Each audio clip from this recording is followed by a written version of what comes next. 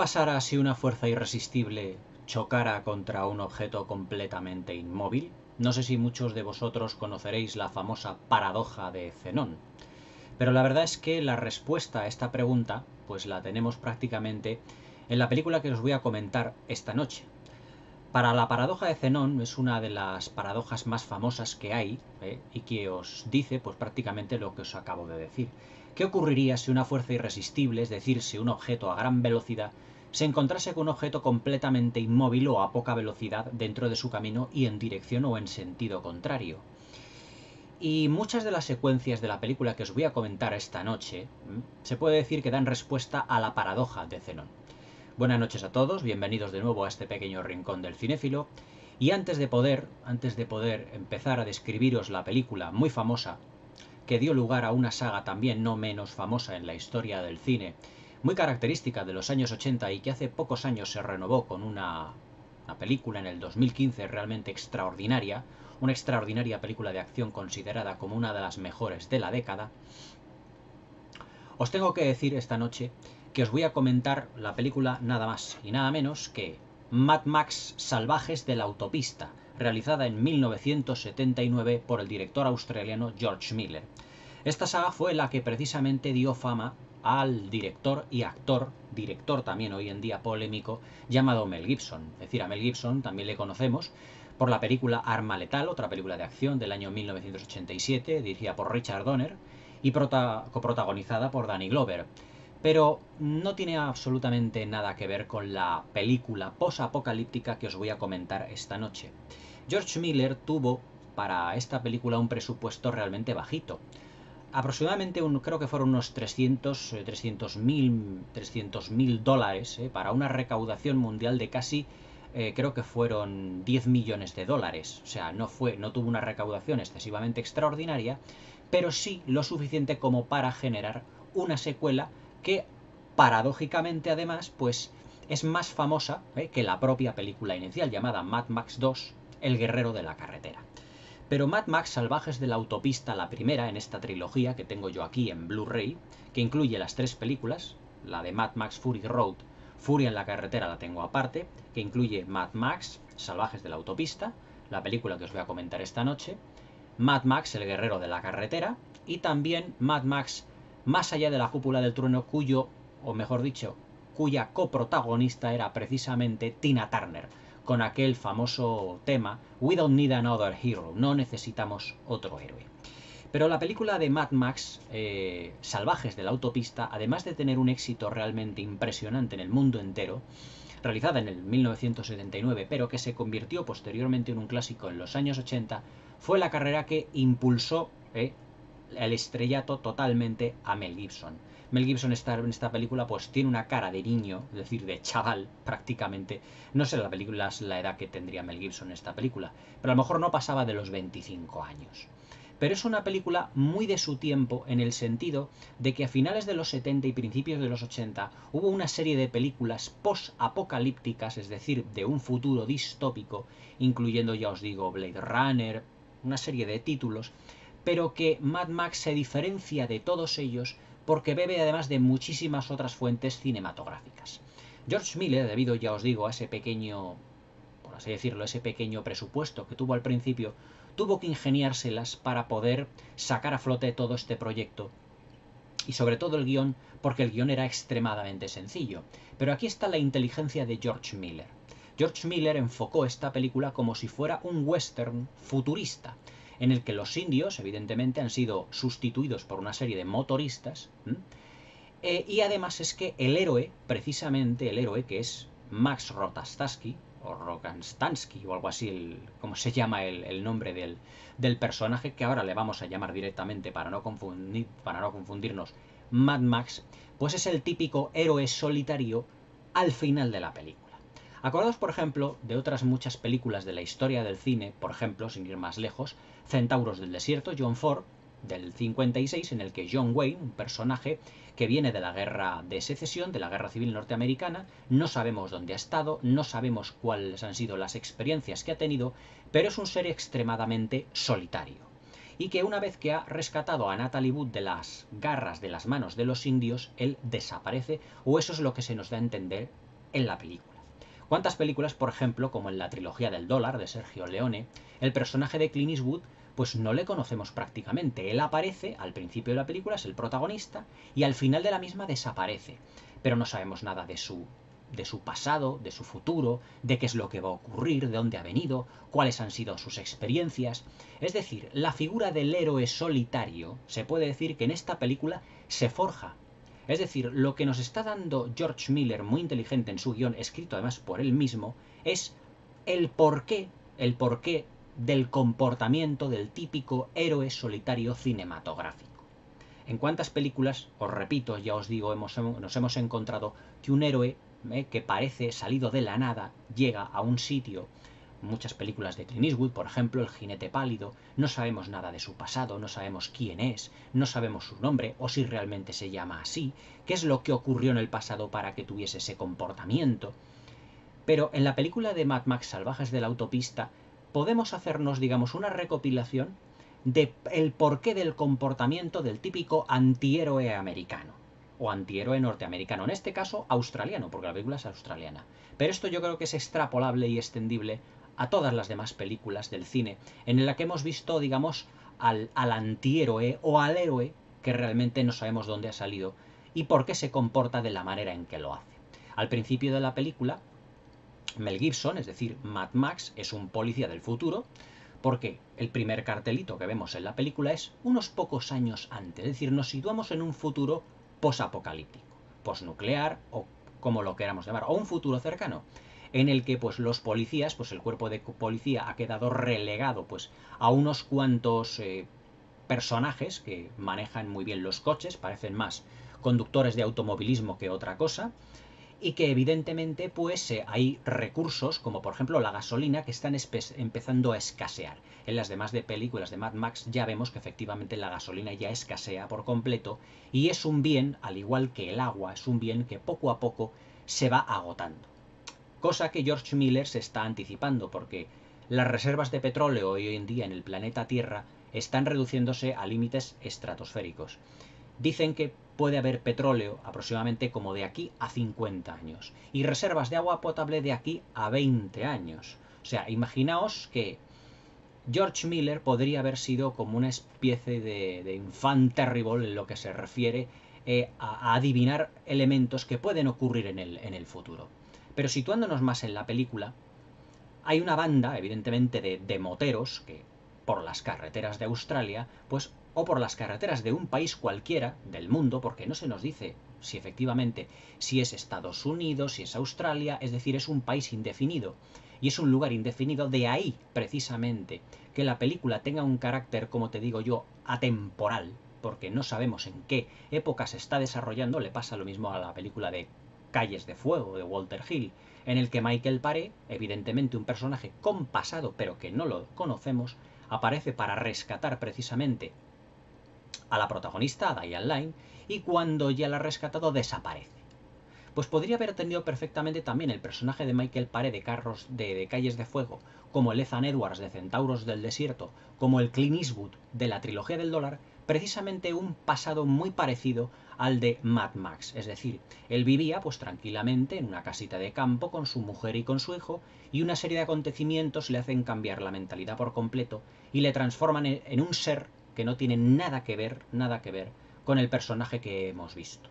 Es decir, la gran progresión geométrica que tiene el personaje de Mel Gibson en esta película está hecha a golpe de acontecimiento doloroso, uno tras otro. La pérdida de amigos que son policías, otro que es quemado de una manera brutal, el fallecimiento de su mujer y de su bebé precisamente a manos de estos moteros. Es decir, la personalidad de Mel Gibson va cambiando constantemente. Y en Mad Max 2, precisamente en la segunda parte, en El guerrero de la carretera, ya nos encontramos con un personaje ya muy parecido al Ethan Edwards de Centauros del Desierto o al Michael Paré de Calles de Fuego, es decir, más triste, más taciturno, más reservado, que es precisamente consecuencia de todos los elementos, mejor dicho, acontecimientos que le han pasado en esta película.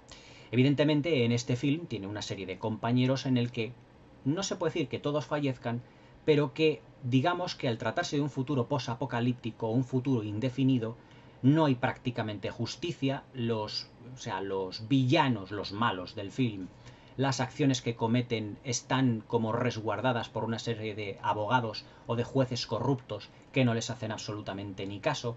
Es decir, que son un grupo de personas, de policías, que ellos salvaguardan lo que es la libertad y la justicia en las carreteras o en la zona o en el país donde están, pero están prácticamente solos, no tienen absolutamente a nadie. Por eso todos ellos viven como al límite de su sistema nervioso, al límite de sus funciones, al límite de su trabajo. Hay una secuencia, que esto lo dice muy claramente, en el que dice Max precisamente después, en una conversación que tiene con su jefe, dice: es que estoy prácticamente a esto de convertirme, o lo que me diferencia de un policía a ser un villano de esos moteros es prácticamente la placa que llevo yo aquí. Porque ¿qué diferencia hay entre nosotros y esos villanos directamente en este mundo? La diferencia es que nosotros los encargamos de cogerlos, nos encargamos de capturarlos, pero luego ya no hay jueces ni policías que les puedan meter en la cárcel y juzgarlos, por lo tanto estamos completamente vendidos. Es decir, en esa pequeña frase del guión de George Miller, lo que te está dando a entender es que en este futuro posapocalíptico lo que ocurre es que hay una delgada línea, una muy delgada línea precisamente, entre lo que es la justicia y entre lo que es la villanía, en lo que son los buenos y los que son los malos, en el comportamiento de unos y en el comportamiento de otros. La verdad es que la película de George Miller es muy ejemplar en todos esos acontecimientos y en todas esas subdivisiones que hace entre villanos, entre malvados, entre policías corruptos, entre policías que se comportan como villanos. Al principio de la película vemos que incluso hay una especie de compañerismo muy llevado al límite y muy ansioso entre los compañeros, porque no se ponen de acuerdo ni para llevar el coche patrulla, si unos quieren llevarla u otros no, cómo participar en una persecución ante un malvado. Es decir, no se ponen de acuerdo, no hay coordinación entre ellos. Pero Mad Max, es decir, el personaje de Mel Gibson, es el único, digamos, que tiene un poco la cabeza sobre los hombros. Y es, además, un genio, por así decirlo, un genio en lo que se refiere a la conducción por la autopista. Él sabe perfectamente, como os he dicho al principio de esta crítica, lo que es la paradoja de Zenón. Y entonces él se enfrenta a sus villanos de tal manera que les adelanta, se pone delante de ellos y va en contra, en sentido contrario de los motoristas. Entonces él, precisamente, que está un poco loco, por así decirlo, por eso se llama Mad Max, es apodado Mad Max, no frena en absoluto a la hora de intentar chocar frontalmente contra los villanos moteros que se encuentra de frente, pero aprovechando la paradoja de Zenón, que dice que qué pasaría si una fuerza irresistible chocara contra un objeto inmóvil. Evidentemente quiere decir que los objetos inmóviles se desharían y se despejarían porque una fuerza irresistible vendría hacia ellos. Eso es lo que dije realmente, lo que soluciona la paradoja de Zenón. Hay una secuencia en la que el coche de Max precisamente va por un puente, vienen los moteros y los moteros tienen que desviarse y caer al río que hay precisamente al otro lado del puente. Precisamente por eso he querido empezar esta crítica diciéndoos lo que era la paradoja de Zenón, porque en esta película se dan muchas respuestas precisamente a ello. Haciendo un pequeño inciso, quiero recordaros que si os gustan mis críticas podéis suscribiros al canal, no os cuesta nada, es gratuito completamente, que le deis a la tecla de suscribirse y a la campanilla para que no os perdáis ninguno de mis nuevos vídeos y sobre todo críticas como Mad Max y de cine de todos los tiempos. Pero ya os digo que Mad Max es un hombre que hasta cierto punto tiene su mente, digamos, al límite de todo lo que una persona puede tolerar. Y al final de la película, cuando este grupo de moteros, evidentemente, matan a su mujer y a su hijo, es cuando ya pierde los papeles, pierde los estribos por completo. Y se transforma en un villano más de la carretera. Pero un villano que es repartidor de justicia, es decir, es un vengador.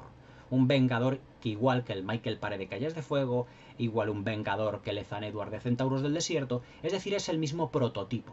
Por eso yo, por ejemplo, en esta película, cuando la he visionado esta noche, he visto muchísimas semejanzas con lo que es un western. Hay una secuencia donde todos los moteros villanos, llegan a un pueblo y hacen pues lo que ocurre en muchas películas del oeste. Es decir, empiezan a buscar gente, empiezan a pegarles, rompen escaparates, abusan de mujeres, etc. Pero, evidentemente, hay, como la canción de Tina Turner, el mundo en este caso sí necesita un héroe. aunque la canción de Tina Turner dice que no necesitamos un nuevo héroe, Mad Max precisamente está aquí para llevarle la contraria. Sí se necesita un nuevo héroe. Pero claro, Max, antes de tener venganza frente a este grupo de personas, lo que quiere hacer es pasar unos días con su familia, con su mujer, con su hijo. Pero la maldad está tan extendida a través de todo el mundo que en unas terribles circunstancias, tanto la mujer como el hijo son asesinadas por el grupo de villanos moteros que, como si fuera un western, aquí han sido sustituidos precisamente por moteros. Y su mujer y su hijo, en vez de ser, por ejemplo, arrollados por los caballos de los indios, son arrolladas por las motos. Su mujer queda completamente en coma, se dice que ha tenido un fallo multiorgánico, por lo menos muchos órganos han sido prácticamente destruidos, y que el bebé ha muerto, su hijo ha muerto. Hay un plano precisamente en el que Max está escuchando a los médicos que están hablando del estado de su mujer y que la cara de Mel Gibson refleja todo el dolor y ese cambio de personalidad tan fuerte que va a tener el personaje de Max. Al principio de la película le vemos feliz con su mujer gastando bromas, pero al final de la carretera su semblante, al final de la carretera, mejor dicho, al final de la película le vemos con un semblante completamente distinto, con un semblante más duro, más adusto, totalmente irreconocible, ya no tiene ese sentido del humor de antes. Amigos, compañeros suyos han fallecido, su mujer está a punto de fallecer, su hijo ha muerto. Por lo tanto, todo ello debido a las grandes injusticias en esa era postnuclear que tiene. La película además es también muy rica en lo que se refiere a lecturas porque también funciona como una auténtica road movie. Es decir, la película está filmada, digamos, en un 95% en exteriores. El presupuesto de $300.000 aproximadamente que manejó George Miller, pues fue muy poquito. Por lo tanto, el 95% de lo que ocurre en la película son todo exteriores, es decir, exteriores de carreteras, campos, casas en mitad, ya os digo, de planicies. No vemos secuencias dentro de ciudades, porque se supone que después de una era post-apocalíptica poco ha quedado. Los decorados están iluminados de una manera muy austera, muy austera. Evidentemente, todo reflejo de un presupuesto muy bajito. Pero otro de los puntos fuertes, además de la progresión del personaje de Mad Max, son las persecuciones. Las persecuciones filmadas por George Miller, la verdad es que tienen poco o nada que envidiar a las realizadas por James Cameron, es decir, en las secuencias de acción, que es precisamente el punto fuerte de James Cameron.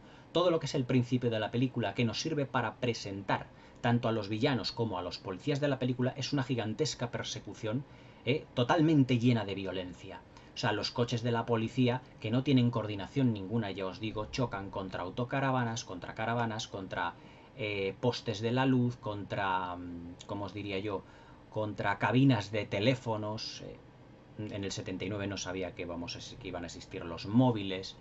Provocan accidentes, provocan muertos. Sin embargo, el villano se sale con la suya, porque es más experto en la conducción para esquivar a todo lo que es la pasma a la policía. Pero claro, no cuenta con la actitud de Mad Max, con la actitud del personaje de Mel Gibson, que tranquilamente él saca su coche y que logra precisamente acosarle de tal manera que en un momento dado hay un cambio de rasante y un camión gigantesco prácticamente se lleva por delante al villano de turno, a ese villano que conducía el coche a toda velocidad.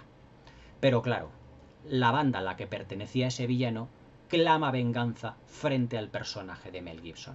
Y es aquí cuando ya empiece lo que es la película auténtico tour de force del personaje de Mel Gibson. Es decir, un tour de force que le lleva a vivir como sus compañeros suyos fallecen, otros son quemados, achicharrados, su mujer muere, su hijo muere, todas las cosas que os he estado contando anteriormente. Todo ello en una película que tiene un tono, es decir, una puesta en escena de carácter muy violento. O sea, constantemente estamos viendo secuencias en donde los villanos prácticamente son los auténticos protagonistas. Y en donde Mel Gibson va cambiando de actitud poco a poco respecto a ellos. Y que él sabe que si él no cambia de actitud respecto a los villanos, en lo que a órdenes que recibe de su jefe, nunca podrá deshacerse de todos ellos. Por eso al final de la película, cuando ya su mujer y su hijo fallecen, él se toma la libertad por su mano y se olvida por completo de todos sus compañeros, del resto de sus compañeros, que tienen una especie como de comisaría de policía que se llama Law of Justice, ley de justicia, pero que en realidad no hay ninguna justicia. La justicia ya desapareció del mundo hace ya muchísimo tiempo. Uno de los amigos, precisamente de Mel Gibson en esta película, de Mad Max, de Max Rokatansky, está construyendo un coche que es el famoso Interceptor, que es el coche que veríamos en las películas posteriores de Mad Max. Un coche con una potencia y además con un motor que está prácticamente fuera de lo que es el capó saliente, un añadido al motor que le hace alcanzar velocidades estratosféricas. Y que Mel Gibson, que Max, aprovecha la potencia de esto para vengarse de todos y cada uno de los moteros que han asesinado a sus amigos, a su familia y a compañeros suyos de trabajo. La película, yo os digo, que tiene un carácter muy austero.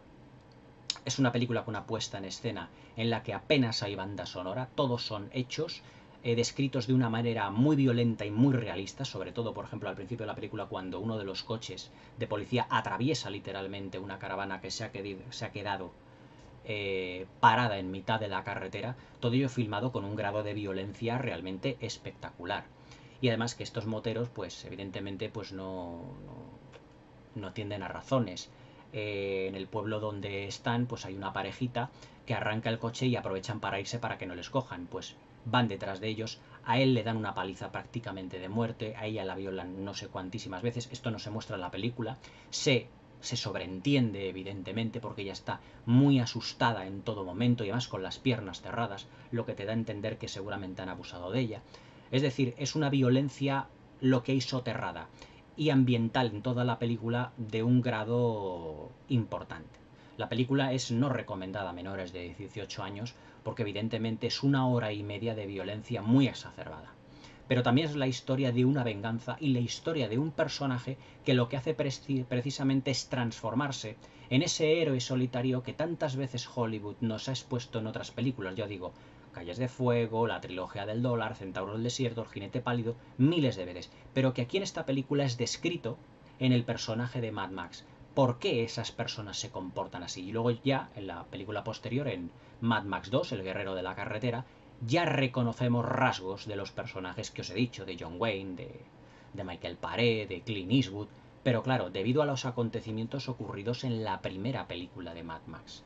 Esta película, que además tiene un ritmo impagable, o sea, no hay ningún momento donde el ritmo decaiga, tiene un ritmo extraordinario, como solo posiblemente James Cameron podría haberlo filmado, es decir, no hay secuencias de relleno, no hay personajes que digan a lo mejor este personaje sobra, todos tienen sus funciones dentro de la misma, no hay plano gratuito, es una película que para tener un presupuesto tan bajo es una auténtica maravilla en lo que se refiere a concepción, a economía narrativa y a cómo aprovechar unos recursos muy limitados en lo que a presupuesto se refiere. 300 millones de dólares es muy poco, pero la película, debido al éxito que tuvo, recaudó 10 millones de dólares, lo que en el 79 propició 2 años después una segunda entrega que fue Mad Max 2, El guerrero de la carretera, mejor película que esta, ya la comentaré un poquito posteriormente, pero que realmente esta película pues generó una saga de 4 películas cuyas 3 primeras